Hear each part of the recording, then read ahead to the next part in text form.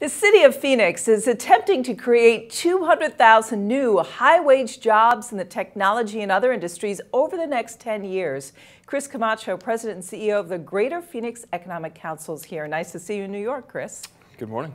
So let's do a little bit of background first, because Phoenix actually has unemployment that's lower than the national average. You lost a lot of jobs during the Great Recession, but the jobs that have been coming back are not the kind that really are that you want to see in the future? Well, historically, the Arizona marketplace and notably Metro Phoenix is a market that's experienced high growth. And being one of the fastest markets in the country for growth, we're obviously analyzing how do we grow higher wage-based industry jobs. And currently we're seeing a significant amount of jobs coming in the technology sector, information communication technologies, financial services, but also in construction and those that are really dominated by growth. And so ultimately, we'd like to anchor ourselves in more base industry and more technology growth as well. So you've launched something called Velocity, which is going to hopefully get you to where you want to go. What's the challenge for something like this? It's a multi-pronged effort, right? You've got education, you've got to reach out to industries and say this is the place to come to, but you're competing essentially against every city out there.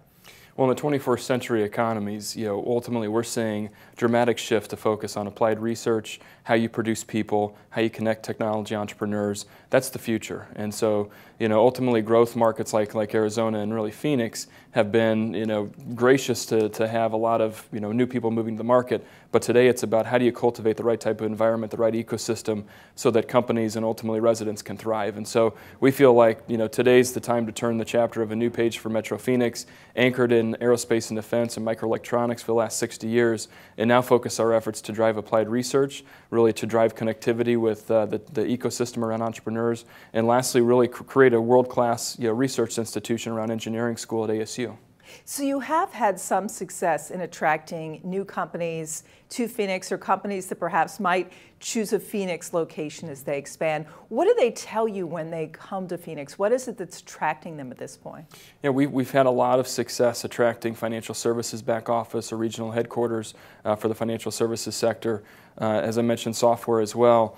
But also, when we talk to companies, they love accessing the labor force, which is, Arizona State University and Maricopa Community Colleges produce 86,000 students and 260,000 students respectively. So it's a great labor environment, and at the same time, it's very low cost. So it's one of the best markets in the Mountain West to operate in. Now, with that said, our focus is how do we continue to attract and organically grow companies in technology, in prototyping, in building new things. And that's, again, that goes back to my earlier comment on the future of building an economy has got to be predicated on building new things and exporting those new goods or services. So in terms of some of the tech names, you've had Uber, you've had Yelp, so you've had some pretty well-known companies at this point. That's correct. Just recently, Uber announced an operations center in downtown Phoenix, which is certainly under a renaissance. But also Zenefits, which is one of the most heralded Silicon Valley-based companies in HRIT, recently expanded their second location into Phoenix, the Metro Phoenix market, into Scottsdale in the city of Tempe, adding about 1,700 jobs. So Phoenix is quickly becoming the epicenter for California expansions. Today we have 300 companies that are actively evaluating Metro Phoenix. Over 300 companies. Out of that 300, 20% are from the Bay Area. And so we see a significant number of these companies, like you said, Yelp, Zenefits, Weebly, many others, including Silicon Valley Bank, have major presence in Arizona. What's the goal in terms of increasing revenue or output if you achieve this goal? So the idea of these California companies is finding a secondary location to optimize their cost position and get a return on cost of capital for their investors. And ultimately, the Metro Phoenix market's been a great landing spot for a lot of these companies in that, again, all of them are trying to enhance revenue, improve EBITTA, and Arizona's a great position to be in when you have about 40% lower cost of operations, and at the same time you're accessing a top quality labor force with 70 flights back and forth between Phoenix, Sky Harbor, and the Bay Area every day. Chris Camacho, great to see you here. Thanks. Thank you very much. I'm Rhonda Schaffler for The Street.